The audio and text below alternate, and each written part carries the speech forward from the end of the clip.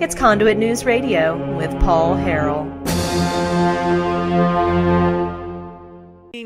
Us this morning, we have the senator from District 19, Senator Linda Collins-Smith is back with us. Linda, thanks for coming on the program. Thanks for having me, Paul. Glad to be with you guys. I'm glad that you're on. So tell us, how is the campaign going? We're talking about primaries. It is primary season, and you have the state representative, James Sturts, who's challenging you, and everybody's wanting to know how the race is going. Well, the race is going fine, except for, I guess, when you don't like attack ads. I think no one likes that, and if it were not for that, I think it's going great. Mm-hmm. Yeah, you're talking about the attack ads. As a matter of fact, I mean, I've been looking at some of this stuff. Very dishonest mailers, in my opinion. Sometimes outright lying, but at the very least, I mean, if you disagree with my characterization, I feel like they're misleading. I feel like there's deception. I feel like there's omissions. I mean, let's talk, for example, about school choice, Linda. School choice, a key plank in the Republican Party platform. You supported the school choice legislation. Your opponent, though, James Sturts, he did not support the school choice legislation, but yet on his mailers, it suggests that he did. How do you respond to that? Actually, I think that's probably one of the most disappointing things to hear for families. When you're deceived and they go vote based upon something that James Sturts said, is absolute. When they find out what he actually did versus what he's saying, they're mad, and I don't mean just a little bit. I mean they're mad. I've had, for instance, especially I'll give you one example. Just a day or so ago, where the gentleman said, "Come get your sign out of my yard." Oh, really? And yes, and he said, he asked for my sign. I said, "No, you can't have it if James's sign is in your yard. I'm not confusing the voters." And he said, "Oh no, his sign's coming out of the yard," and that actually happened.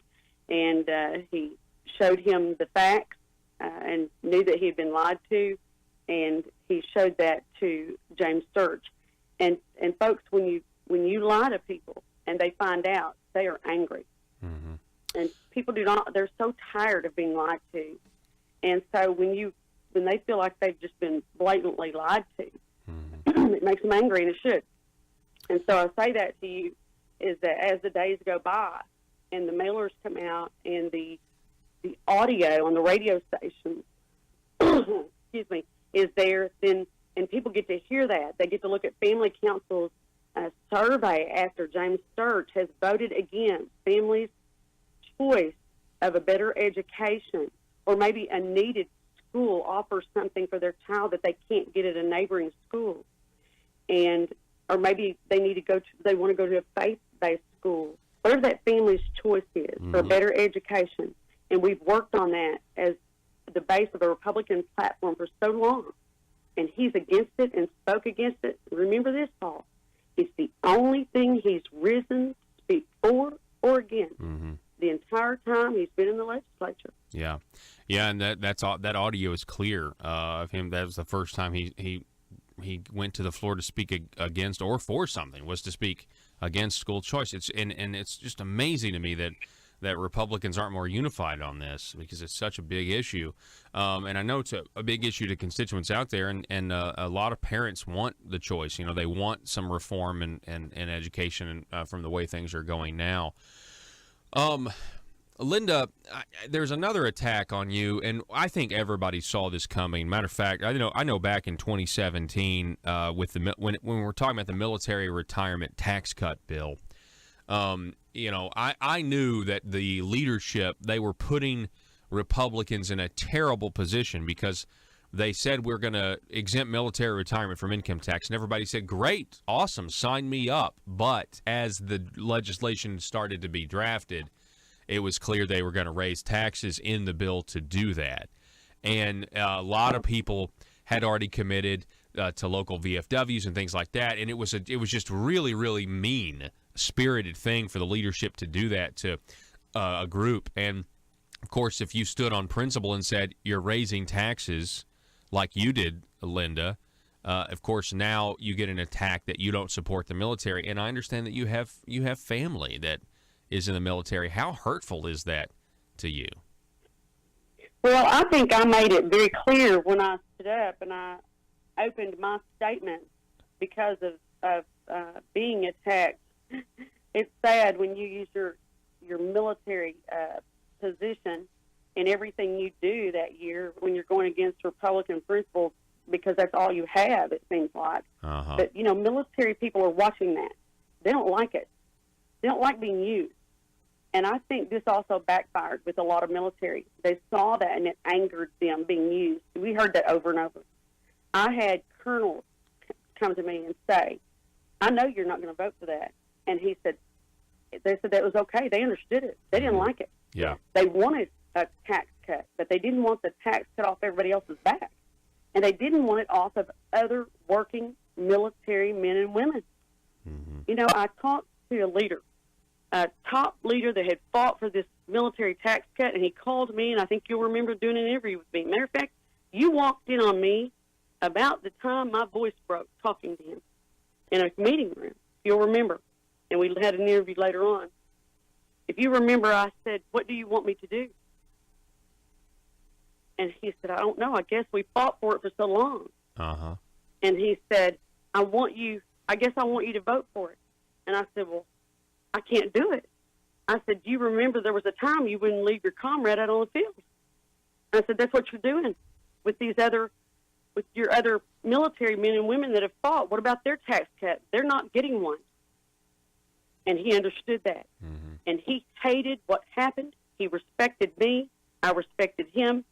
And he understood that others were going to have to pay for that cut. And then he realized also it wasn't a tax cut at all. Yep. It was a tax increase. And I have not ever had one person say anything negative to me, because they knew in advance. We let them know it was actually a tax increase, and that everyone was going to have to pay for that tax increase. Even retired people were going to have to pay for their candy tax increase. Mm-hmm. And internet downloads. And do you remember, Paul, I stood up and said, is this not a gateway or the opening to the internet taxes? And the response was, well, it just might be. Yeah. Yeah, and they didn't care. And, I mean, there was other, it was frustrating.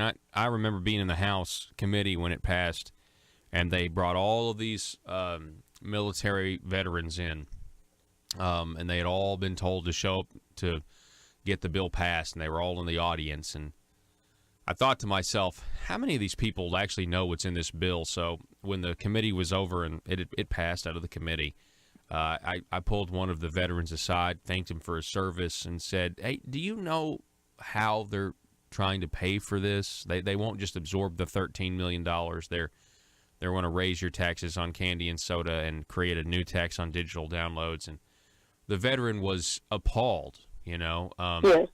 He was absolutely upset. I saw it kind of wash over him that he was used as a pawn. And a lot of them were that way. Now, maybe they don't all feel that way, but at least the one I talked to was really upset and that they were kind of used as a political pawn to raise taxes. Exactly, and every single one that I talked to was. And when they found that out, they were so upset. And they wanted the tax cuts, and many of us wanted a clean bill, and we wanted a very clean bill. And I can tell you that no one that I talked to wanted that bill straight out. And even the ones that wanted it were were like, oh man, this is a mess. We fought for it so long. How do we continue this when we know we're off the backs of other people? We're going to have a tax increase to get it. And it was very it was so hard for them then, Yeah. And so I hated it. It was a struggle. And yes, and I started off, and I prefaced my statement with, I am married to an Army, and I have a son that's a veteran, Marine, and my son-in-law is a Marine. I went on and on. A 20-year Marine uncle retired, and I went on and on. And then I made my statements because I didn't want to be accused of not Right, loving. right, and that's what's so the sad. That's what's sad about how, voting against the troops or whatever, and that just people counting on omitting the details of all of that. I want to talk about one of the bills that you tried to get passed, Linda, and I think it's one of the better bills. And it was a good bill because it was so anti-establishment, and it would have exposed a lot of the stuff that we're seeing in the headlines. So in the public corruption case of John Woods, the trial, he was found guilty on 15 to 17 counts. One of the things that the government was arguing and trying to expose is the concept of being paid extra to pass certain bills. And we're now seeing that more and more. Specifically, if you are an attorney, there appears to be a loophole in the state of Arkansas where you can have a retainer and have a client and pass bills for them, but then hold your hands up in there and say, "But I'm not passing bills from them." But in fact, the results speak for themselves. Now you'd actually and let's just be honest here. I mean, you stood up and spoke for your bill, and Senator Jeremy Hutchinson. He was the one that one of the ones on the floor of the Senate that spoke against it. He did not like you attempting to close this loophole. Talk about what happened. That's correct. He wasn't the only one, but he was loud and clear. There were a couple of attorneys that were very vocal, and I think that those attorneys should really look. That's the reason for filing it. I think they could have. It's a wake up call. But here's the other thing. I don't think you have to have a law passed to know right and wrong. I don't think it has to be in writing. If there were a lawsuit filed, for instance, I don't think that you have to have some piece, we don't have to have a law for everything to know that there's a right and wrong, okay? Just because it's not in writing. Mm-hmm. And so you and I know that if I take money and for something that's in,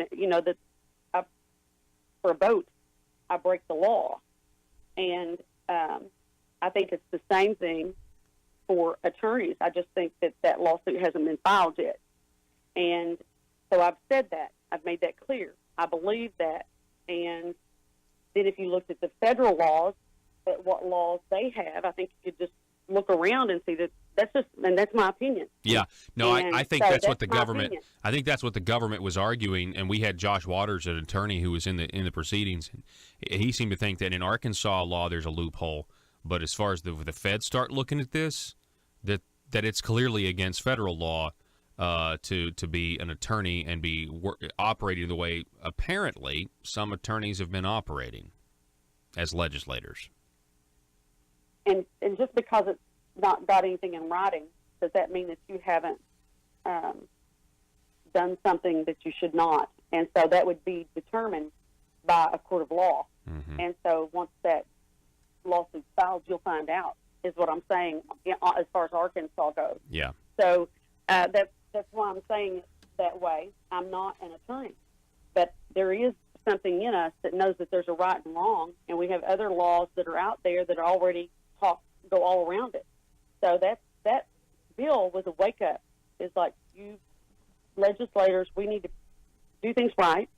And just because we don't have it in writing, we may need to get it in writing. You need to look at this. It's an opportunity for you to straighten up things and get it right and pass this ethics bill, and let's not do this anymore. Mm-hmm. And let's show the people that we can clean up our house, get it in order. And it should have happened. There should have been no argument. There are only a few attorneys in there. There are some consultants in there.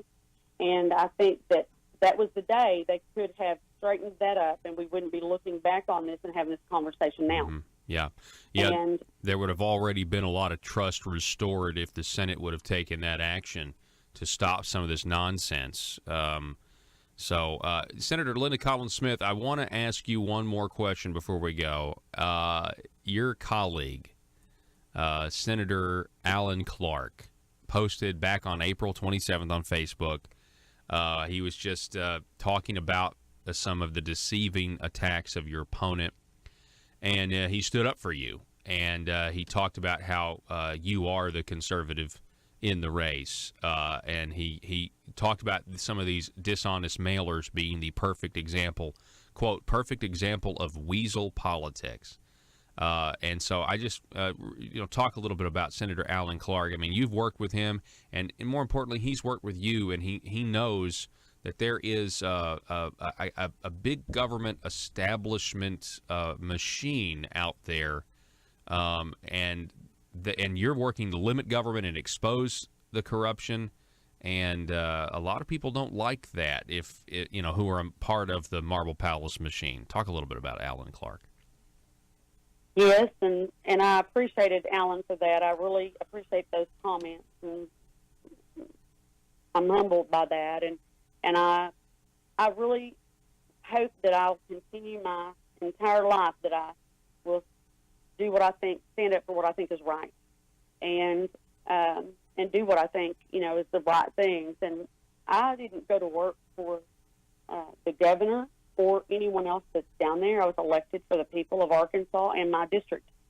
I don't work for anyone else. I have sacrificed my family and my business, and they asked me, they agreed that I should go down there, and you sacrifice a lot. And so I have my strength from the good Lord and from my family and from the people.